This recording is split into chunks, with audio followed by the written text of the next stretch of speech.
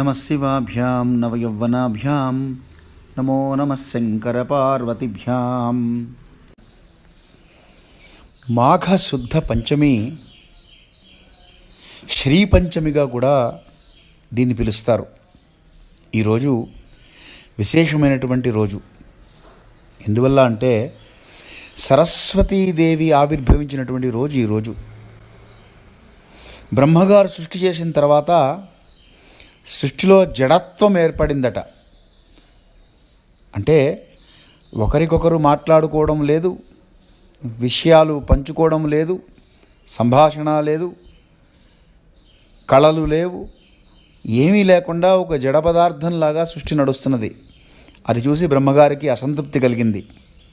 విష్ణువుని కోరారు ఏదన్నా మార్గం సూచించమని. ఆయన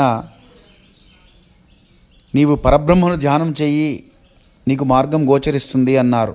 వెంటనే బ్రహ్మగారు ధ్యానంలో కూర్చుంటే ఈవేళ రోజున సరస్వతి అమ్మవారు ఆవిర్భవించింది అని మనకి పురాణాలు చెప్తున్నాయి.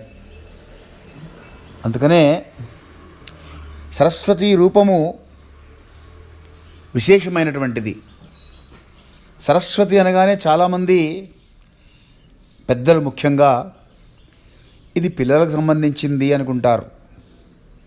పిల్లలు మాత్రం పూజ చేస్తే చాలు అనుకుంటారు. కానీ సరస్వతి ఉపాసన చేస్తే నిశ్శేషజాడ్యాపహ అని అమ్మవారిని స్తోత్రం చేస్తాం.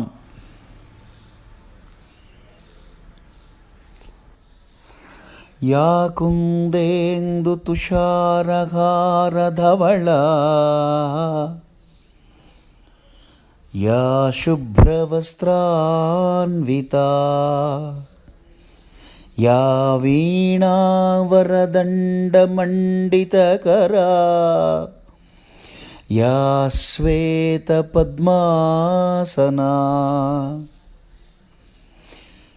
యా బ్రహ్మాచ్యుత శంకరప్రభృతిభిర్దేవై సదా పూజితా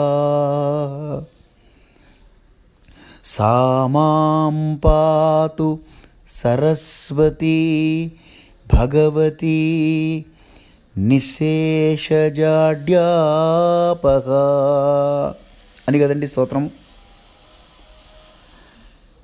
యాకుందేందు తుషారహారధవళ యా శుభ్రవస్త్రాన్విత యా వీణా వరదండమండితకర యా శ్వేత పద్మాసన.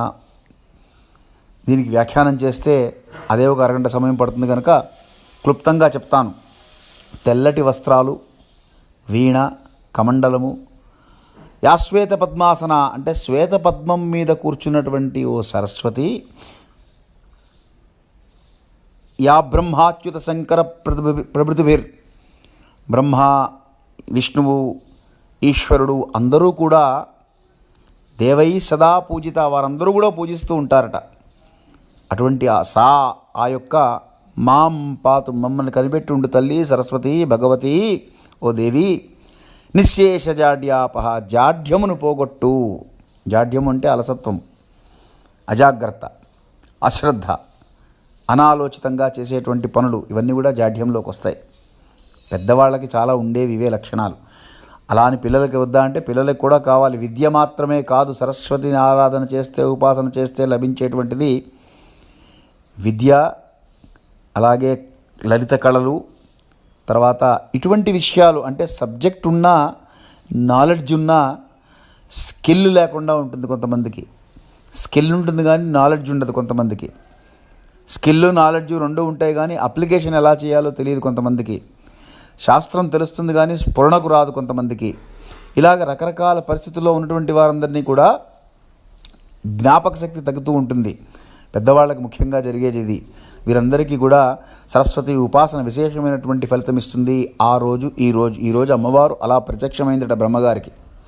ఆవిర్భవించినటువంటి రోజు ఈరోజు కనుక ఈరోజు విశేషంగా సరస్వతి పూజను చేయడం మన సాంప్రదాయంలో ఋషులు మనకు చెప్పినటువంటి అంశం. కనుక ఈరోజు కనుక మనము సరస్వతి పూజ చేస్తే ముఖ్యంగా పిల్లలతో ఎందుకు చేయిస్తారు అంటే పరీక్షలు పాస్ అవ్వాలి అనే ఉద్దేశంతో పిల్లలతో చేయిస్తారు. బుద్ధి ధియో యో నః ప్రచోదయాగాత్ అంటాం గాయత్రి మంత్రంలో. అంటే నా బుద్ధిని ధర్మం వైపు ప్రచోదన చెయ్యి అని అమ్మవారిని ప్రార్థిస్తూ ఉంటాం. ఆ బుద్ధి ప్రచోదన కలిగించేటువంటిది సరస్వతీదేవి. అందుకనే సంధ్యాం దర్పయామి సరస్వతీం దర్పయామి అని తర్పణం వదిలేటప్పుడు కూడా సరస్వతికి చేస్తాం.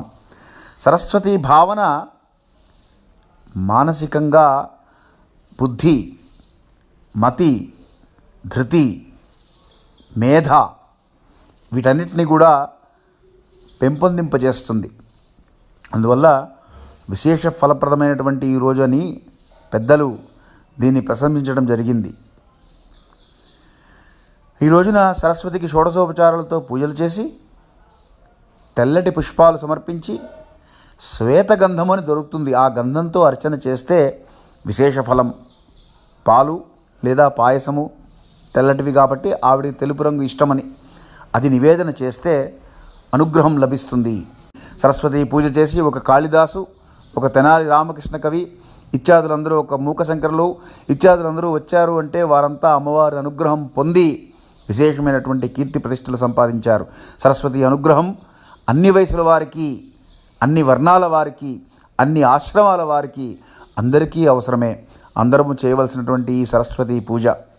అందుకనే శ్రీ అంటే మామూలుగా సాధారణంగా మనం అనుకునేటువంటి నిర్వచనము లక్ష్మీదేవికి చెప్తాం.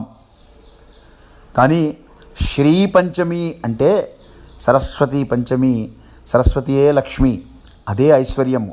స్వదేశే పూజ్యతే రాజా విద్వాన్ సర్వత్ర పూజ్యతే అన్నారు. అన్ని చోట్ల పూజలు అందుకునేటువంటి వాడు, రాజుకు సంపదలు ఉండొచ్చు, ఆ రాజ్యంలోనే పూజలు అందుకుంటాడు, కానీ విద్వాంసుడు ఎక్కడికి వెళ్ళినా సరే పూజింపబడతాడు. ఆ స్త్రీ అనేటువంటి ఐశ్వర్యము అతనితో పాటు ఎల్లప్పుడూ ఉంటుంది కనుక అటువంటిని ప్రసాదించేటువంటి ఆ తల్లి కనుక శ్రీ పంచమి అన్నారు. ఈ రోజుని అమ్మవారిని ధ్యానిద్దాం, పూజ చేసుకుందాం, ఆ యొక్క తల్లి కరుణా కటాక్ష వీక్షణాలు పొందుదాం. మరొక అంశంతో రేపు కలుద్దాం. ధర్మస్య విజయోస్తు. ఇలాంటి మరిన్ని వీడియోల కోసం మన ఛానల్ని సబ్స్క్రైబ్ చేయండి, పక్కనే ఉన్న బెల్ ఐకాన్ని క్లిక్ చేయండి. ఈ వీడియో కనుక మీకు నచ్చినట్లయితే లైక్ చేయండి, కమెంట్ చేయండి, షేర్ చేయండి. ధన్యవాదములు.